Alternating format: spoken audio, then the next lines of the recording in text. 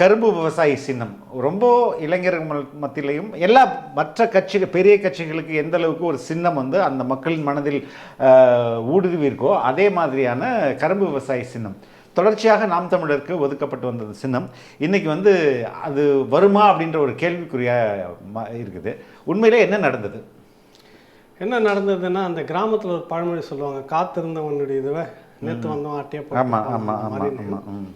சீமான் அவர்களும் அந்த தம்பிகளும் தெரு தெருவாக அலைந்து வீதி வீதியாக கொண்டு போய் சேர்த்த அந்த கரும்பு விவசாயிகளுடைய அந்த சின்னம் நாம் தமிழர் கட்சிக்கு தான் இந்த முறையும் வரும் அப்படின்னு எல்லாரும் எதிர்பார்த்துட்டு இருக்கிறப்ப திடீர்னு ஒரு அறிவிப்பு வந்து வெளியில் நாளேட்டில் வந்தால் முதல்ல அந்த செய்தி கசிந்தது. இந்த சின்னம் வந்து கர்நாடகை சேர்ந்த ஒரு கட்சிக்கு கிடைச்சிருக்கிறதா சொல்கிறாங்க. உண்மையிலே நாம் தமிழர் கட்சியினுடைய சின்னம் இந்த முறை அவங்களுக்கு இல்லை, கர்நாடகாவில் இருக்கக்கூடிய பாரத் பிரஜா ஐக்கியதல், பாரத் பிரஜா ஐக்கியதா அப்படின்ற பார்ட்டி, ஐக்கியதா பார்ட்டி, அந்த கட்சிக்கு வந்து அவர் பேர் வீர ரெட்டி.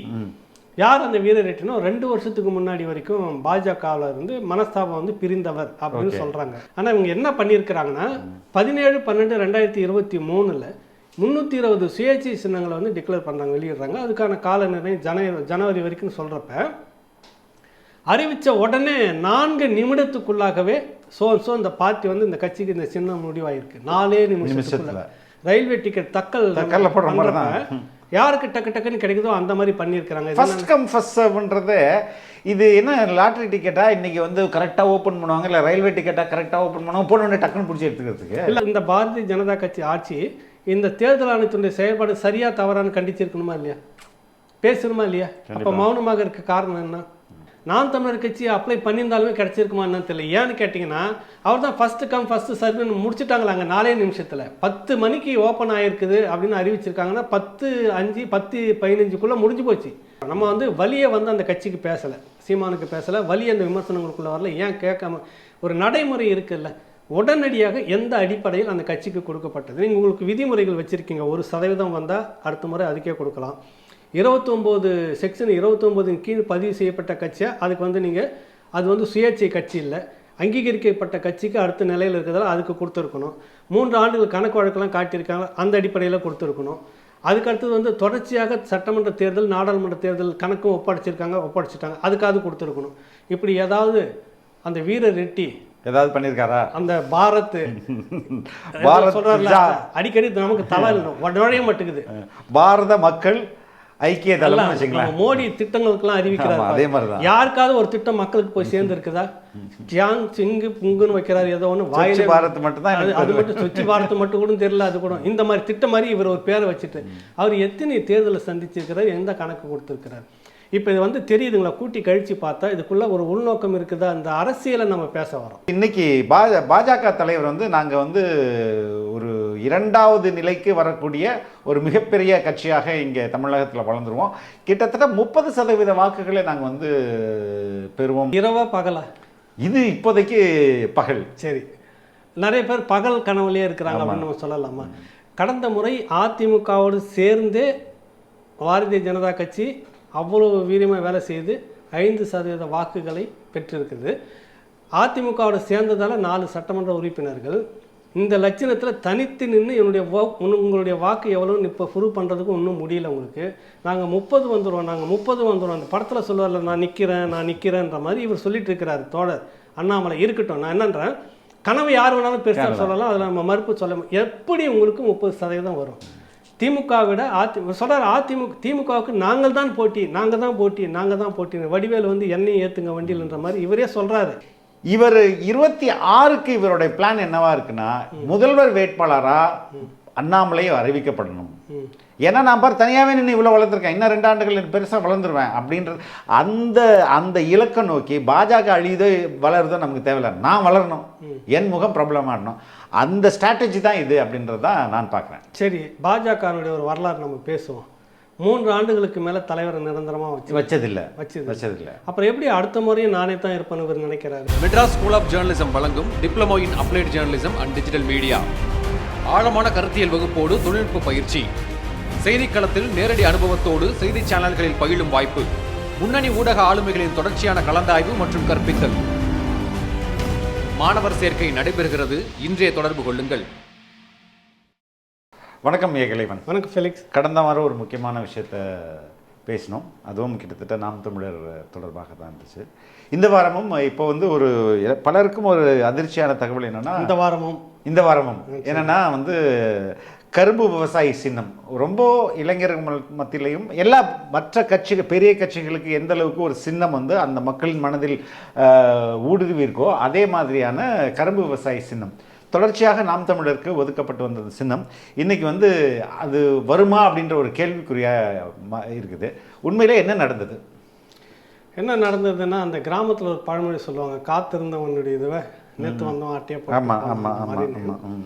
சீமான் அவர்களும் அந்த தம்பிகளும் தெருவாக அலைந்து வீதி வீதியாக கொண்டு போய் சேர்த்து அந்த கரும்பு விவசாயிகளுடைய அந்த சின்னம் நாம் தமிழர் கட்சிக்கு தான் இந்த முறையும் வரும் அப்படின்னு எல்லாரும் எதிர்பார்த்துட்டு இருக்கிறப்ப திடீர்னு ஒரு அறிவிப்பு வந்து வெளியில் 4/8 தான் முதல்ல அந்த செய்தி கசிந்தது. இந்த சின்னம் வந்து கர்நாடகாவை சேர்ந்த ஒரு கட்சிக்கு கிடைச்சிருக்கிறதா சொல்கிறாங்க. அப்படின்றப்ப தான் அதுலேருந்து எல்லாமே பரபரப்பாக தேட ஆரம்பிக்கிறாங்க. என்ன நடந்துச்சு, ஏது நடந்துச்சுன்னு அப்படி பல இடத்துல விசாரிக்கும் போது எல்லாம் தகவல் வந்தது என்னன்னா, உண்மையிலே நாம் தமிழர் கட்சியினுடைய சின்னம் இந்த முறை அவங்களுக்கு இல்லை, கர்நாடகாவில் இருக்கக்கூடிய பாரத் பிரஜா ஐக்கியதா அப்படின்ற ஐக்கியதா பார்ட்டி அந்த கட்சிக்கு வந்து அவர் பேர் வீர ரெட்டி. யார் அந்த வீர ரெட்டினோ 2 வருஷத்துக்கு முன்னாடி வரைக்கும் பாஜகவில் இருந்து மனஸ்தாபம் வந்து பிரிந்தவர் அப்படின்னு சொல்றாங்க. அதான் ஃபர்ஸ்ட் 2 பேரை கரெக்டாக தான் பாரதிய அப்படின்னு ஆரம்பிச்சு அது வந்தாவே தெரிஞ்சிடும், அந்த மந்திரம் தான் தெரிஞ்சிடும். அது ஆரம்பித்து கர்நாடக எலெக்ஷனில் லாஸ்ட் எலெக்ஷன் இப்போ நடந்தது இல்லை, ஏன்னா தமிழ்நாட்டிலேருந்து இப்போ தலைவர்கள்லாம் பங்கெடுத்துக்கிட்டு வந்தாங்களே காங்கிரஸ் எலெக்ஷனில் பொது தேர்தல், அதில் கலந்துக்கிட்டார்.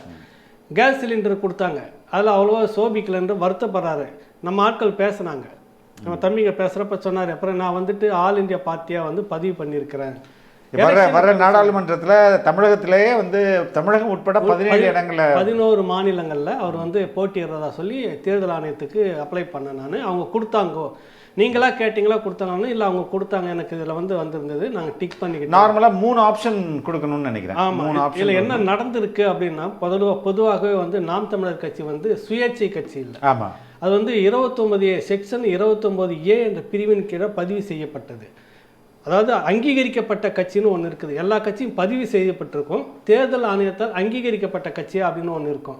அங்கீகரிக்கட்டுன்னு பார்த்தா தேசிய கட்சிகள் 2 எடுத்துக்கலாம், கம்யூனிஸ்டுகள் வெளில பண்ணிக்கு இன்னும் மற்ற கட்சிகள் மாநில. அதாவது ரொம்ப சிம்பிள், அவங்க இதுக்கு என்ன வச்சுருக்காங்கன்னா, பார்லிமெண்ட் எலெக்ஷனில் 6% ஓட்டு அல்லது 1 சீட், அதே மாதிரி அசம்பிளி எலெக்ஷனில் 6% ஓட்டு, அப்படி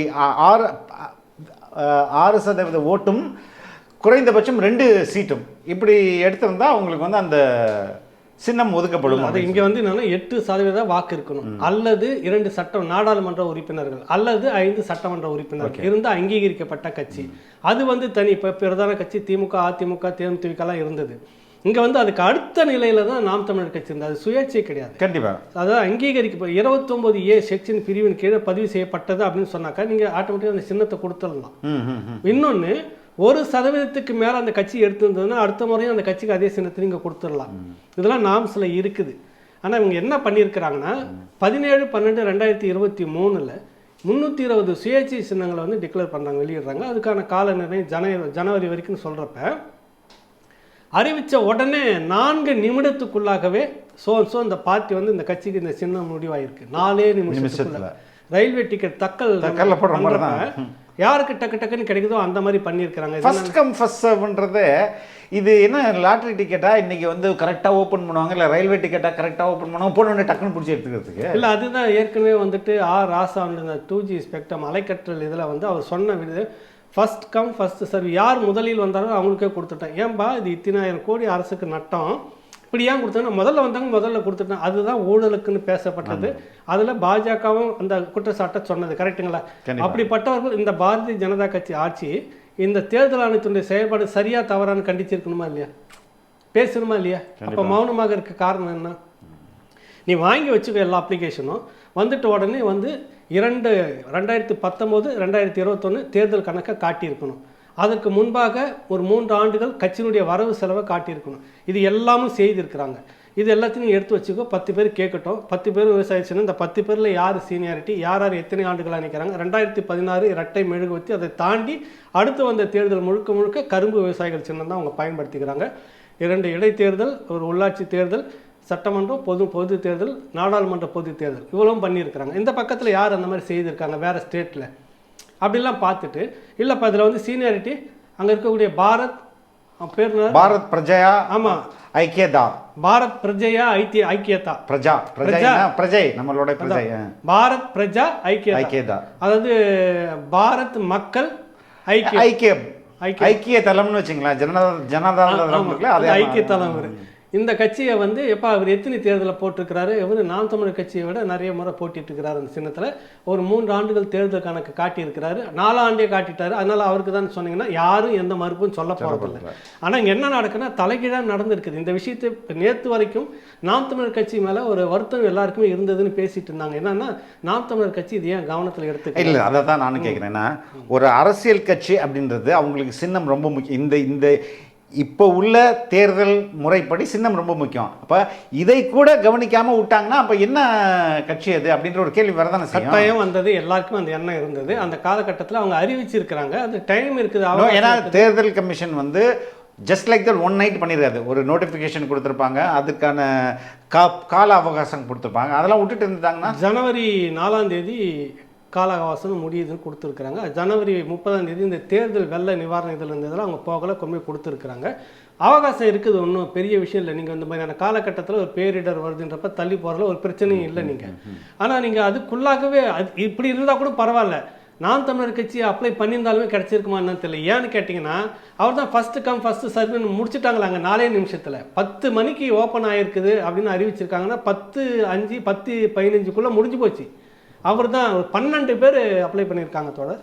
12 பேருமே லெட்டர் பேடு, எல்லாருமே அந்த விவசாய சின்னத்தை. அப்போ ஏதோ ஒரு குறி வச்சு ஏதோ ஒன்று நகர்ந்துருக்குன்னு சொல்ல தெரியுது இல்லை நமக்கு. இப்போ இதை இப்படி பார்க்கலாமே, இப்போ இந்த சின்னம் இழப்புனால யாருக்கு இழப்பு? அது வந்து நாம் தமிழருக்கு தான் இழப்பு. கட்டாயம். ஏன்னா இவ்வளவு நாள் பாப்புலரான ஒரு சின்னம் போகுது அப்படின்னா இன்னொரு புது சின்னத்தை மக்கள் மத்தியில் எடுத்துட்டு போய் அது பரப்புரை செய்து அது வேலை ஜாஸ்தி ஆகும். அப்படி காலத்தில் ஆமா, அப்படி இருந்தாலும் தேர்தல் நேரத்தில் அந்த சின்னம் இங்கே யாருக்காவது வந்ததுன்னா ஒரு குழப்பம் ஏற்படும். அப்போ இதில் நட்டம், நேரடி நட்டம் வந்து நாம் தமிழருக்கு தான். அப்படி இருக்கும்போது பாஜக இந்த வேலை செய்யுது அப்படின்னு நீங்கள் சொல்கிறீங்க. இப்போ நீங்கள் சொல்கிறீங்க, இப்போ எதுக்கு நாம் தமிழர் தான் பாஜகவோட பி டீம் ஆச்சே, அதுக்கு எதுக்கு பாஜக? சரி, பாஜக பி டீம்லாம் ஏன் இவ்வளோ செய்யணும்? அதான் கேட்குறேன், ஏன் இப்போ முடக்கணுன்றேன். டார்ச் லைட் போன உடனே கொடுத்துட்டாங்க, அங்கே அந்த நெருக்கடி வரல. நீங்கள் இவ்வளோ அவகாசமாக ஒரு அவகாசம் வச்சுக்கணும்ல, இத்தனை தேதிக்குள்ளே நீங்கள் எல்லாம் அப்ளிகேஷன் கொடுங்கப்பா, யாருக்கு எந்த சின்னன்னு கேட்டு கொடுக்குறதே கூட அப்புறம் பார்த்துக்கலாம் சொல்லியிருக்கிறத விட்டுட்டு உடனடியாக ஏன் ஒதுக்குறீங்க அந்த பார்ட்டிக்கு? அப்போ வந்து நாம் தமிழர் வளர்வதில் பாஜகவுக்கு விருப்பம் இல்லை அப்படின்றத என்னன்னா, இங்கே வந்து அங்கே என்னன்னா கட்சிகளை வந்து பார்க்கணும். இந்த அரசியல் யாருக்குமே புரியல. இங்கே திமுக வளர்வதோ அதிமுக வளர்வதோ அவங்களுக்கு பிரச்சனை இல்லை. ரெண்டுமே பல சிக்கல். வளர்கிறதா அப்படின்றதா கேள்விக்குறி. வளர்கிறதான்றது வளர்ந்தாலும் நமக்கு சிக்கல் இல்லை. ஏன்னா அவங்க எல்லாமே பல சிக்கலுக்குள்ளே மாட்டிக்கிட்டு குடுமி அங்கே கொடுத்துட்டு உக்காந்துட்டு இருக்கிறவங்க.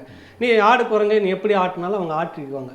நாளைக்கே வந்துட்டு வேற ஒன்றும் இல்லை, ஆர்எஸ்எஸ் வந்து ஒரு சமூக சேவை அமைப்பு திரும்ப ஒரு டிக்ளேர் பண்ணிட்டு உள்ளே போயிடுறதுக்கு வாய்ப்பு இருக்குது, வருவாங்க அவங்க அப்படின்ற நம்பிக்கை பாரதிய ஜனதா கட்சிக்கு இருக்குது. ஆனால் சமரசம் இல்லாமல் இந்த மண்ணுக்காகவும் மக்களுக்காகவும் அரசியல் செய்யக்கூடிய ஒரு கட்சி அது வளர்வது இப்படி வர்றது நமக்கு சரியாக இருக்காதுன்னு திட்டமிடுறாங்களா இல்லையா? 8% தாண்டிடுச்சுன்னா அது அங்கீகரிக்கப்பட்ட கட்சியாகும். திரும்ப அடுத்த முறை ஒன்று வீறு கொண்டு விடும். இப்போவே நசுக்கு வருமா வராதா?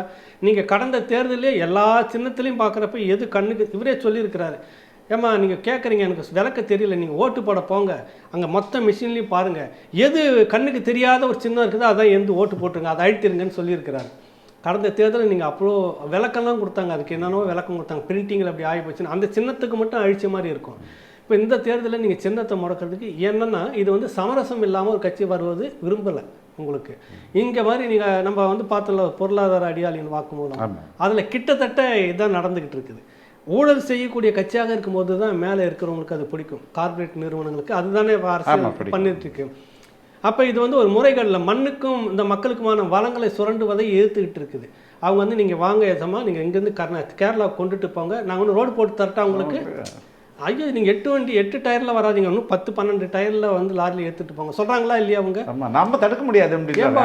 அங்கே மலையாக இருக்குது, அதை உடைக்க மாட்டீங்களா? நீங்கள் கேட்க தோணலை. அங்கே வெட்டுறதுக்கு தடை, அதனால நாங்கள் கொடுக்குறோன்னு சொல்லக்கூடிய அரசு இங்கே இருக்குதா இல்லையா? இந்த மலைகளை வெட்டி அனுப்பிச்சிட்டு குழி இருக்குல்ல, அந்த குழியில் கேரளாவில் வந்து மெடிக்கல் வேஸ்ட்லாம் கொண்டு வந்து கொட்டுறாங்களா அப்படின்றது. அதாவது பரவாயில்ல தொடர், அதுக்கு நம்ம சந்தோஷப்படலாம். மக்களை நீங்களே உழுந்தால படுத்துங்க நாங்கள் மூடிடுறோம்னு சொல்லாத அளவுக்கு இருக்காங்களா, அது வரைக்கும் நீங்கள் சந்தோஷப்படுங்க. அவன் மருந்து கொண்டு வந்து குழிட்டு கழிவெல்லாம் கொண்டு வந்து இங்கேயும் குப்பையாக காடாக்குங்கிற வரைக்கும் சந்தோஷப்படுங்க. என்னப்பா எல்லாம் இவ்வளோ இடம் பெருசு பள்ளமாக இருக்குது, இருக்கவே கூடாது. சரி மக்களை எல்லாம் போங்க, நீங்கள் இந்த டாஸ்மாக் குடிச்சிட்டு வேஸ்ட் ஆகிறவங்களாம் அங்கே தள்ளி விடுன்ற மாதிரி சொன்னாலும் சொல்லுவாங்க.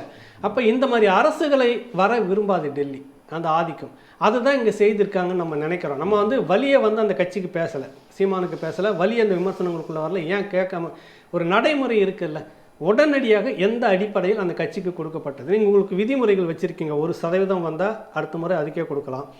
29 செக்ஷன் 29 கீழ் பதிவு செய்யப்பட்ட கட்சியாக அதுக்கு வந்து நீங்கள் அது வந்து சுயேட்சை கட்சி இல்லை, அங்கீகரிக்கப்பட்ட கட்சிக்கு அடுத்த நிலையில் இருக்கிறதால அதுக்கு கொடுத்துருக்கணும்.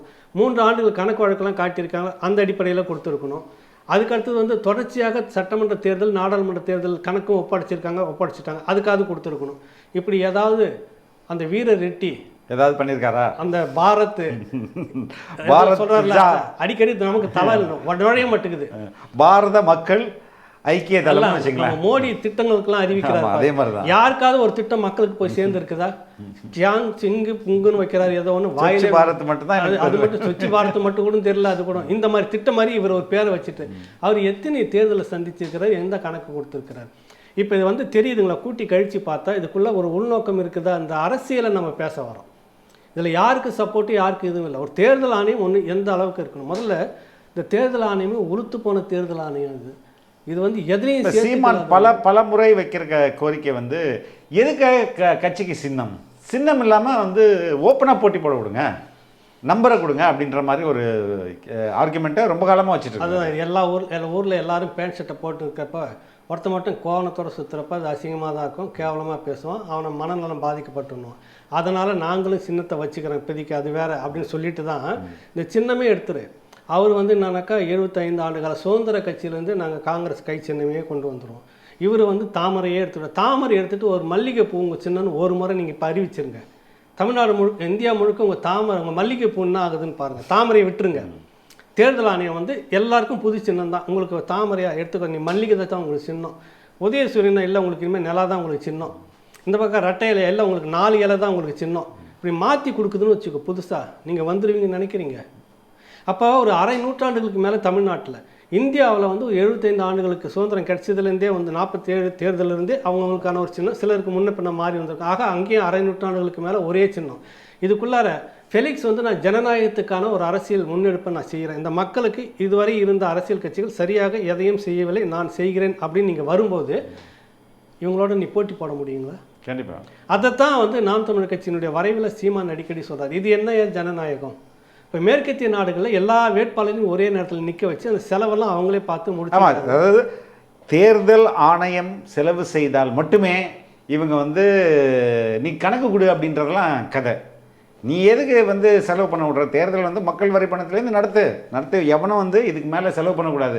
கேம்பெயினே 3 நாள் கேம்பெயின், அதுவும் ஒரு டிவி டிபேட்டு, இல்லைன்னா ஒரு ஓப்பனான மக்கள் பார்க்கட்டும், அதை எல்லா ஊடகங்களையும் ஒளிபரப்பாட்டும். டிபேட் வை, யார் மக்களுக்கு உன்னுடைய கொள்கையை சொல்லு, உன் கொள்கையை சொல்லு, யார் மக்கள் விரும்புகிறாங்களோ அதை பிடிச்சிக்க அப்படின்னு போக வேண்டியதுதானே. இதை தான் நம்ம சொல்லிட்டு இருக்கிறோம் தொடக்கத்துலேருந்து. கடந்த முறை ஒரு முறை இதை நீங்கள் வலியுறுத்தி பேசியிருந்தீங்க ஃபெலிக்ஸ், நீங்கள் பேசியிருந்தீங்க. என்னென்னா நாம் தமிழர் கட்சி வரைவு இன்னும் பல கட்சிகள் பேசிகிட்டு இருக்குது. இந்த பணம் கொடுக்கறது இருக்குல்ல, அப்புறம் பரிசு கொடுக்கறது இருக்கு, அப்புறம் போக்குவரத்து செலவெல்லாம் இருக்குது இல்லை, இப்படி பல ஊழல் முறைகேடுகள் நடக்க வாய்ப்பு இருக்காது. இப்படி செய்துட்டீங்கன்னா அரசே பொறுப்பேற்றுக்கிட்டு வேட்பாளர் நிறுத்தி முடிச்சுட்டு தான் முடிஞ்சு போச்சு. இன்னொரு விஷயம் என்னன்னா, சின்னங்களை வச்சுக்கிட்டு பழைய சின்னம் புதிய சின்னங்கள் வித்தியாசம் வருதில்ல. தேர்தல் நேரத்தில் மொத்தம் வந்து எல்லாரையும் உட்கார வச்சுட்டு ஒரு குழுக்கள் போட்டு யாருக்கு எந்த எண்ணம் வருதோ அந்த எண்ணெய் கொடுத்துருங்க. என்ன அடிப்படையில் நீ எடுத்து போய் பிரச்சாரம் பண்ண, அடுத்த முறை வேறு எண்ணம் வரட்டும். இப்படி ஒரு முறை செய்கிறீங்களா? அதுவும் கிடையாது. அடுத்தது வந்து ஃபெலிக்ஸ் 100 ஓட்டு வாங்குறாரு, ஏகலைவன் வந்து 99 வாங்குறாரு.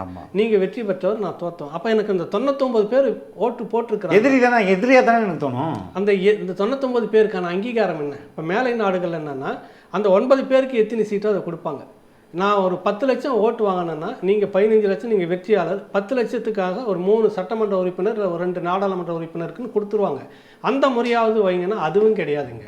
அப்போ தேர்தல் முறையில் அடிப்படையிலே தவறாக இருக்குதுங்க. நீங்கள் இன்னும் கிமுலே இருந்துகிட்டு இருக்கீங்க, நாடு எங்கேயே வந்துருச்சு, அந்த நடைமுறைக்கு இன்ன வரைக்கும் வரல. அதனால தான் ஒரு தேர்தலின் போது கோடிக்கணக்கான கருப்பு பணங்கள் இங்கே வந்து வெளியில் வந்து இருக்குது. மக்கள்கிட்ட ஓரளவுக்கு போய் சேருதுன்ற வரைக்கும் ஒரு ப்ளஸ் பாயிண்ட்டாக எடுத்துக்கலாம். மீதி தாண்டி என்ன நமக்கு பாடத்தை கற்றுக் கொடுத்துருக்குன்னா ஒன்றுமே கிடையாது. அப்போ இதனால தான் அவர் சின்னத்தை எதிர்க்கிறார். சின்னத்தை எதிர்க்கக்கூடிய சீமான் ஏன் இந்த சின்னத்துக்காக போராடணுன்ற கேள்வி எல்லாரும் கேட்கறதுக்கு வாய்ப்பு இருக்குது. நான் சொல்லிட்டேன், எல்லாரும் பேண்ட் போட்டு சுற்றுற ஊரில் இவர் மட்டும் இப்படி இருக்க முடியாது. அப்போ அந்த சின்னம் வரப்போ இவருக்கு இந்த சின்னம் தேவைப்படுது. எல்லாருக்கும் சின்னத்தை கலைச்சிட்டு நம்பரை கொடுங்க, அது பொதுவில் எல்லாருக்கும் போகும்ல. அதனால் இந்த தேர்தல் முறைகளில் இந்த சின்னம்லாம் வச்சுக்காதீங்க, பர்மனெண்ட்டாக ஒரு சின்னம் வச்சுக்காதீங்க. அப்புறம் எல்லா வாக்குகளும் எல்லாரெல்லாம் தனியாக நிற்கிறாங்க. யாருக்கு எவ்வளவு தொகுதி வந்து எத்தனை லட்சம் வாக்குகள் விடுதலை சிறுத்தைகள், அதுதான் உண்மையான மக்கள் பிரதிநிதித்துவம், அதுதான் மக்களுடைய பிரதி. விடுதலை சிறுத்தைகள் அப்போ உங்களுக்கு வந்துட்டு இத்தனை லட்சம் ஓட்டு வந்திருக்கு, உங்களுக்கு ஒரு 20 சட்டமன்ற உறுப்பினர். திமுக உங்களுக்கு இவ்வளோ வந்திருக்கு, உங்களுக்கு 100 சட்டமன்ற உறுப்பினர். அதிமுக உங்களுக்கு இவ்வளோ வந்திருக்கு, உங்களுக்கு 80. நாம் தமிழருக்கு உங்களுக்கு இவ்வளோ வந்திருக்கு, ஒரு 6ன்னு கூட வைங்க. அதுக்கு கீழே ஒரு கட்சி அவனுக்கு செல்வாக்காக வந்திருப்பான், அவனுக்கு பார்த்தா ஒரு 3 சட்டமன்ற உறுப்பினர். ஒரு அங்கீகாரம் இருக்குல்ல, அவனை நம்பி ஓட்டு போட்டவனுக்கான மதிப்பீட்டை இந்த தேர்தல் ஆணையம் என்னவாக தருகிறது? என்னுடைய வாக்குக்கு இங்க என்ன மரியாதை இருக்குது? மெஜாரிட்டி டெமோக்ரஸி ரொம்ப மோசமானது. அதுதானே இங்க வந்து மக்களை பிளவுபடுத்துறது, அதானே வந்து அடிப்படை காரணம். மக்களை மதிப்பதாக சொன்னீங்க, ஜனநாயகனாக்கா நீ அந்த மக்கள் வாக்களித்தவனுக்கான உரிமையை நீங்க என்ன கொடுத்தீங்க தேர்தல்? இங்க உள்ள மைனாரிட்டிஸ், மத சிறுபான்மையினர் 40 லட்சம் பேர் இருக்கிறாங்கன்னா, எனக்கு நான் அவன் போடுறான் போடல, இவன் இந்த இந்த இந்த அதை ரெப்ரசென்ட் பண்ணுற கட்சி டெஃபினட்டாக அதுக்கு ஒரு ரெண்டு எம்எல்ஏ வருதுன்னா இப்போ எப்படி மதத்தால் இங்கே பிளவுபடுத்த முடியும்னு கேட்குறாங்க. நீங்கள் போட்டிங்கன்னா சிறுபான்மையர் மக்கள் ஏன் அறிவாலயத்திலையும் பாய்ஸ் கார்டன்லையும் போய் வாசலில் நின்றுட்டு அது தட்டின்னு இருக்கணும்? ரைட் அண்ட் ராயில் என்னுடைய பிரதிநிதித்துவம் எனக்கான வாக்கு 8 லட்சம் பேர் போட்டுக்கிறேன், 4 சட்டமன்ற உறுப்பினர். அவன் ரைட்ஸாக போய் நேராக உள்ள உட்காந்து சட்டமன்றத்தில் அவங்களுடைய பிரச்சனையை பேசுவாங்களா இல்லையா? கண்டிப்பாக. நீ ஏன் வந்துட்டு அங்கே செக்யூரிட்டி மாதிரில வச்சுட்டு இருக்கிறீங்க? இப்போ அவர் நாங்கள் எப்படி எந்த அடிப்படையில் போய் மக்கள்கிட்ட பிரச்சாரம் பண்ணுறதுன்றார் தோழர் ஜவஹர்லால். ஏன்னா எங்களுக்கு ஒன்றும் கொடுக்கல, நாங்கள் என்னென்னு போய் மக்கள்கிட்ட ஆதரவு திரட்டுதுன்னு கவலையோட கருத்து. இப்படி இந்த ஒரு நிலைமை வரக்கூடாது இல்லை. நீ இத்தனை லட்சம் மக்கள், இஸ்லாமிய மக்கள் அந்த பிரதிநிதிகள் நிற்கிறாங்க, அவங்களுக்கு இல்லை திமுகவில் வந்தால் கூட போடுங்க. யாருக்கு வருதோ அவங்களுடைய பிரதிநிதித்துவம் நேரம் உள்ளே போக போகிறாங்க, பேச போகிறாங்க. அடுத்தது வந்து பார்த்தீங்கன்னா, இப்போ நீங்கள் பேங்க்கில் பணம் எடுக்கிறீங்க ஃபெலிக்ஸ், மெசேஜ் வந்துச்சு இவ்வளோ எடுத்திருக்கீங்கன்னு. ரேஷன் கடையில் பொருள் வாங்கிட்டு இருக்கிறாங்க வீட்டில், எனக்கு தெரியாது. அங்கே ரேஷன் அரிசி வாங்கினோன்னு இங்கே மெசேஜ் வருது, வாங்கிட்டாங்க அப்படின்னு வருது. அப்புறம் இப்படி எல்லாத்துக்கும் ஒன்று மெசேஜ் வருது. பேங்க்கில் நீங்கள் வந்து போய் இது எடுக்கிறப்ப ஓடிபி வருது உங்களுக்கு, அதுக்கு பதில் வருது. அப்புறம் ஒன்று மற்ற விஷயத்துக்கு இப்படி வருது. இந்த ஓட்டு போட்டு நான் வர்றப்ப எனக்கு அப்படி மெசேஜ் வரணுன்றது கண்டிப்பாக வரணும். ஏன் பண்ணக்கூடாது? எப்படி பண்ணுவாங்க? இல்லை ஏன் முடியாதுன்றேன். எப்படி பண்ணுவாங்க? அப்புறம் எப்படி மேனிப்புலேஷன் ஒன்று நடக்காது? மேலே உட்காந்துட்டு ஆட்சி செய்ய முடியாது. கண்டிப்பாக. ஏங்க இப்போ சுப்பிரமணிய சாமி ஒரு மிகப்பெரிய பாஜக ஆதரவாளர், ரைட் விங் சிந்தனையாளர். இந்த மிஷினை கண்டுபிடிச்ச ஜப்பான்காரனே பேப்பரில் தான் ஓட்டு போடுறான். அதுவும் அப்படி இது மாதிரி கேவலமான விஷயம் அவர் சொல்றாரு. அவர் சொன்ன ஸ்டைல் இருக்குல்ல, இவா ஒன்று இதாக வச்சுக்கிட்டு இதாக பண்ணிட்டு இருக்கிறா, அவள் ஜப்பான் மற்ற எல்லாம் அதை விட்டுட்டு அவெல்லாம் சீட்டில் தான் போட்டுட்டு இருக்கா, இவா இதை தூக்கிட்டு ஃப்ராட் பண்ணிட்டு இருக்கிறா அப்படின்னு சொல்லி தானே இதில் ஃப்ராட் பண்ண முடியும் அப்படின்னு வச்சு ப்ரூவ் பண்ணார். பல முறை நிரூபிக்கப்பட்ட உண்மை அது, இதில் ஃப்ராட் பண்ண முடியும். பாட்டாளி மக்கள் கட்சி நேராக கொண்டு வந்து நிறுத்தி வச்சுட்டு இதில் இப்படி ஓட்டு போட்டால் இந்த இடத்துக்கு ஓட்டு போகுது, இப்படி பண்ண முடியும், இதில் நிறைய சீட்டிங் இருக்குது அப்படின்னு சொல்லிட்டு ப்ரூவ் பண்ணி எதிர்ப்பு தெரிவிச்சிருக்காங்களா இல்லையா? ஆமாம். விடுதலை சிறுத்தைகள் வந்து இதுக்காக ஒரு போராட்டம் நடத்தி முன்னெடுத்திருக்குதா இல்லையா? நான் இந்த மக்களுடைய பிரதிநிதி கட்சிகள் எல்லாத்தையும் பேசுவாங்க போவாங்க, நான் எதுலையும் காதில் வாங்கிக்க மாட்டேன். ஆனால் நான் ஜனநாயகத்துக்காக பாடுபட்டு தேர்தலை நடத்தவேனா என்ன தேர்தல் ஆணையம் கேள்வி வருதா இல்லையா? எல்லாம் இந்த மக்கள்கிட்ட தானே இருக்காங்க. இந்த மக்கள்கிட்ட இருக்கிற அத்தனை கட்சிகளும் கேள்வி எழுப்புதில்லை. இந்த ஓட்டு மிஷின் வேணான்றப்ப நீ ஏன் கொண்டு வந்து நேரம் என் தலையில் வச்சு அடிக்கிற அப்படின்ற கேள்வி வருதா இல்லையா? உனக்கு என்ன நொந்து போயிடுது? ஒரு நாள் இன்னைக்கு வந்து ஒரு நாள் பொழுதுக்குள்ளே அறிவிக்கிறது, 2 நாள் எடுத்துக்கோ, 3 நாள், ஒரு வாரம் கூட எடுத்துக்கங்க. என்ன படுத்து தூங்கிட்டு நீ ஒன்று 10 நாள் கூட எடுத்துக்கோங்க. தேர்தலை நடத்தும் போது ஒரு 2-3 தேதி வச்சு நடத்துறீங்களா? தேர்தல் நடத்துகிறப்ப வாக்கு எண்ணிக்கை இன்னைக்கு இந்த கிழக்கு மாநிலங்களுக்கெல்லாம் இந்த தேதியில் அறிவிச்சிருவோம், மேற்கு மாநிலங்களுக்கு இந்த தேதியில் அப்படி அறிவிச்சுட்டு போக என்ன கெட்டு போகுது? வாக்கு அப்படி ஓட்டு பெட்டியில் ஓட்டு போடுறதுக்கு தேர்தல்னாலும் அப்படி தானே அறிவிச்சிருக்கு. இல்லை நீங்கள் பேப்பர் வாக்குகளையே வச்சுட்டு அதை கணினியில் கரெக்ஷன் பண்ண முடியும். இப்போது லட்சக்கணக்கான பேர் வந்து தேர்வு எழுதுறாங்க. அந்த தேர்வை இப்போ இந்த அப்ஜெக்டிவ் தேர்வெல்லாம் உட்காந்து வாத்தியார் கணக்கு போடுறதில்ல, அந்த மிஷின் அடிச்சதுன்னா அது வந்து ஸ்கேன் பண்ணி அடி 10 நிமிஷத்தில் ரிசல்ட் சொல்லிடும். நம்ம பணம் என்ட்ரமேஷன் பண்ணுறது இல்லையா?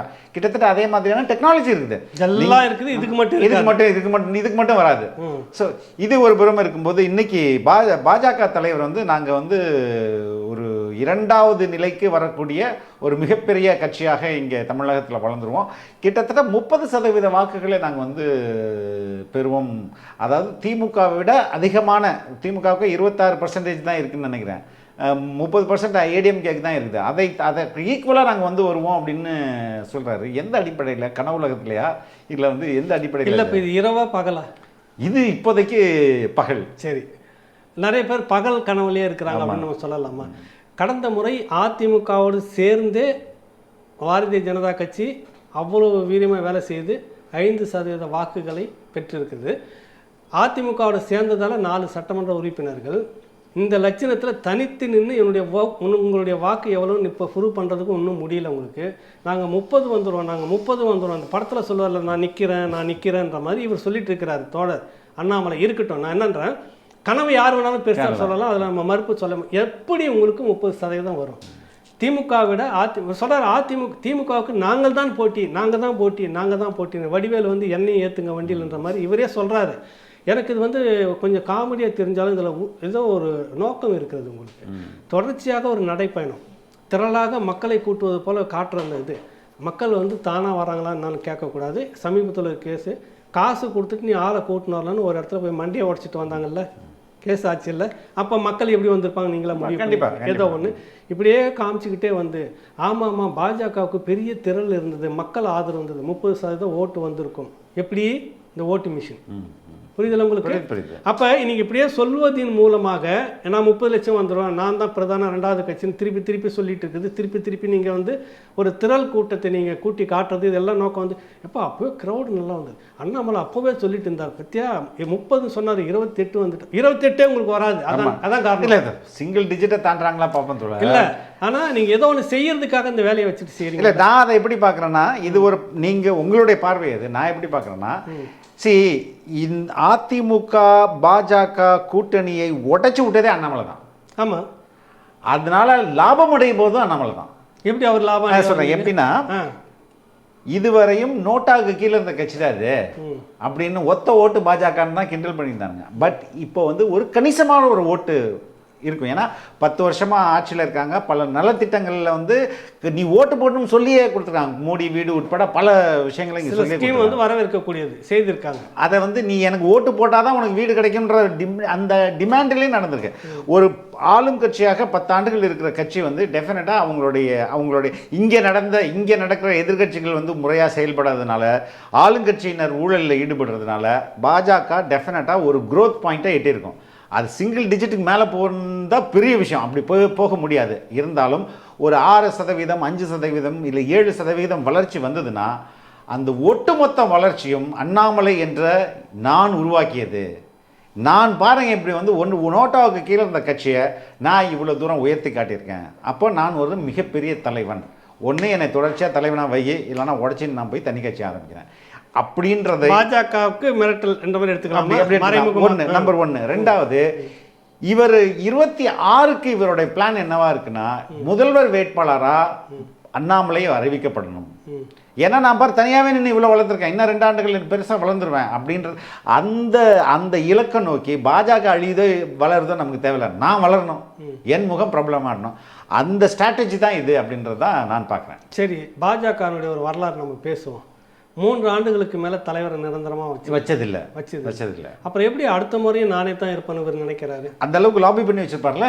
எப்படி இருந்தாலும் மேபி ஒரு எக்ஸெப்ஷன் இருக்கு. ஒரு முறை நீங்க வரலாம், இன்னொரு 3 முறைன்னு கூட வரலாம். நிரந்தரமா நீங்களே நிரந்தரமா இருக்க முடியாது. அது அவருக்கும் தெரியும். அது அவருக்கும் தெரியும். கட்சி தலைவர் பதவி வந்து எடுத்துட்ட உடனே நீங்க அதை ஏதாவது ஒன்று நீங்க முருகன மாதிரி மத்திய மந்திரியா போயிடலாம். இல்லைன்னா எங்கன்னா இன்னும் வயசு கூடணும், ஆளுநராக போறது கூட இளம் வயசுலாம் போட மாட்டாங்க. அப்போ ஏதோ ஒரு துறை மந்திரிக்கா போயிடலாம். அதை தாண்டி இங்க என்ன நீங்க பண்ண போறீங்க?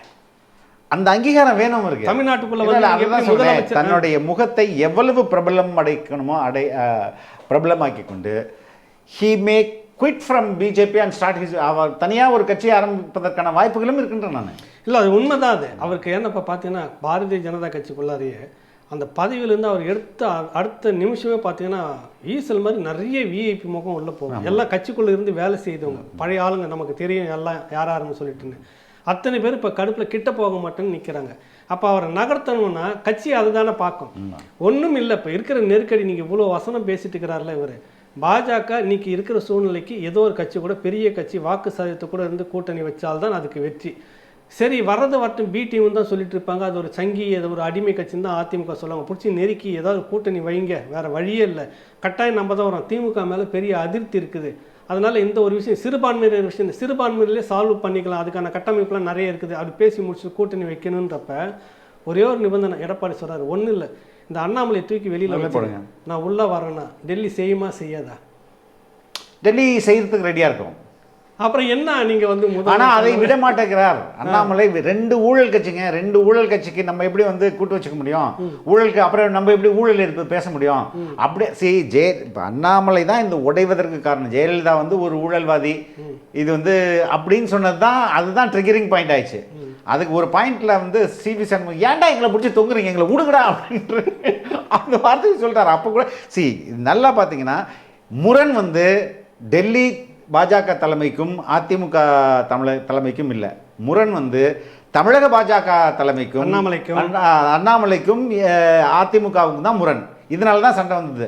ஆனால் இவங்க டெல்லியை வந்து போய் இப்போ டெல்லி வேற மாத்திர மாதிரி தெரியல. ரொம்ப அழகான கேம் இது. இதுதான் வந்து உண்மையான அரசியல் நகர்வு அப்படின்னு இல்லை. அப்படியே பாரதிய ஜனதா கட்சியை பொறுத்த வரைக்கும் ஒரு ஊழலுக்கு எதிரானதெல்லாம் சொல்லிட்டு இருக்க முடியாதுங்க இவரோட ஆர்குமெண்ட். ஆமாம், என்ன இருந்தாலும் நேற்று வரைக்கும் ஊழல் குற்றச்சாட்டுகள் எத்தனை பேர் நீங்கள் பாஜக போட்டு பதவி வாங்கிட்டு இருக்காங்கன்னு நல்லா தெரிஞ்ச விஷயம்.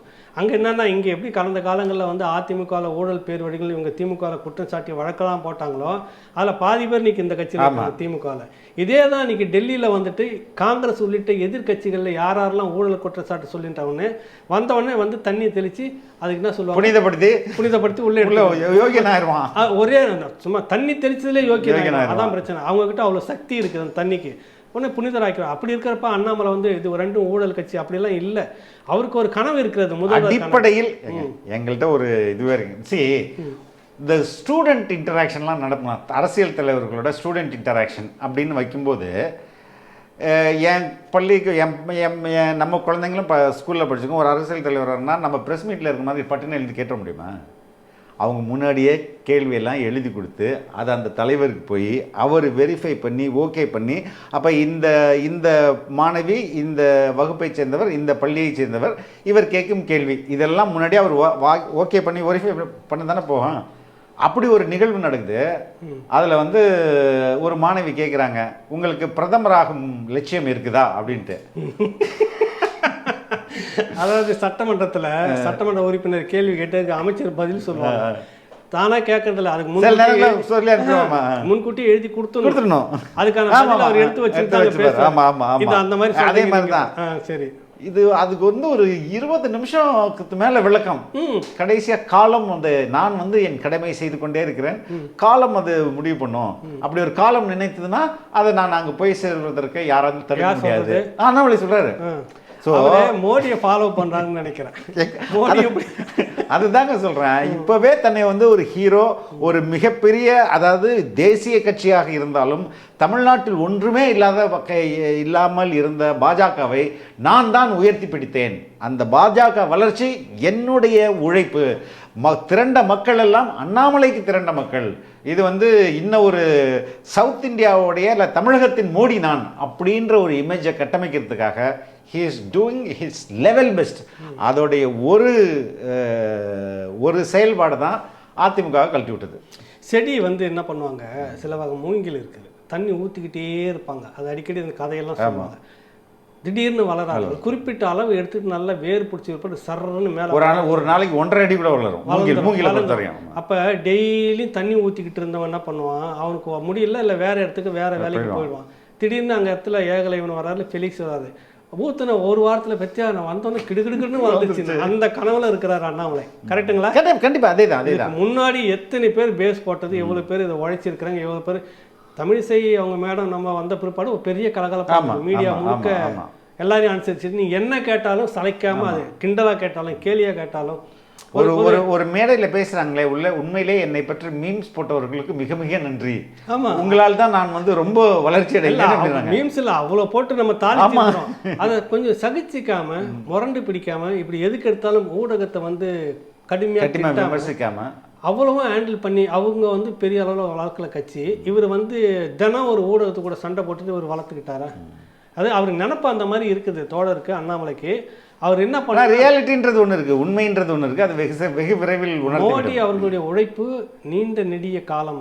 அது எடுத்துக்கிட்டால் நீங்கள் பார்ப்பீங்க நிறைய படத்தில் அத்வானி அவர்களுடைய அந்த இதில் வந்து பின்னாடியே உட்காந்துட்டு நிறைய இதில் ஒரு சாதாரண ஒரு நபராக சுற்றிக்கிட்டு இருந்தவர்.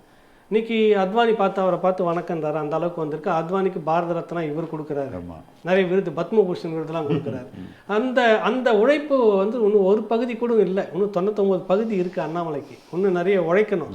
அதுக்கு முன்னாடியே வந்துட்டு நான் தான்ன்றதை கொஞ்சம் அப்படி ஒதுக்கி வச்சுட்டு நாம தான் அப்படின்னு இங்கே முதல்ல அந்த பாஜகவுக்குள்ளார வெளியில் நின்று அப்படி தலை மட்டும் காமிச்சிட்டு இருக்கிறாங்களா, அவங்கக்கிட்ட பேசி எல்லாம் உள்ள வாங்க, நாமெல்லாம் சேர்ந்து செய்வோன்னு முதல்ல நாமன்னா அது வந்து அந்த அந்த அந்த என்ன சொல்கிறது, அதற்கான பலன் வந்து பலருக்கும் போயிடும்ல. நான் தான் அப்படின்னா தான் எல்லாத்துக்கும் எனக்கு அப்படியே சொல்லிட்டு உட்காந்து நிற்க வேண்டியதான். அதுதான் ரிசல்ட் வேற மாதிரி இருக்குன்றான் நான். அதான் ரிசல்ட் வேற மாதிரி இருக்கு. 30 வராது 1ன்றீங்க. ஆமா, சிங்கிள் டிஜிட். ஆமா, சிங்கிள் டிஜிட்டில் தான் வரும். அப்போ வந்து ஐயோ அப்படின்னு அப்போ தான் வந்து தெரியும் நினைக்கிறேன். ரொம்ப ரொம்ப நன்றி. ரொம்ப நன்றி.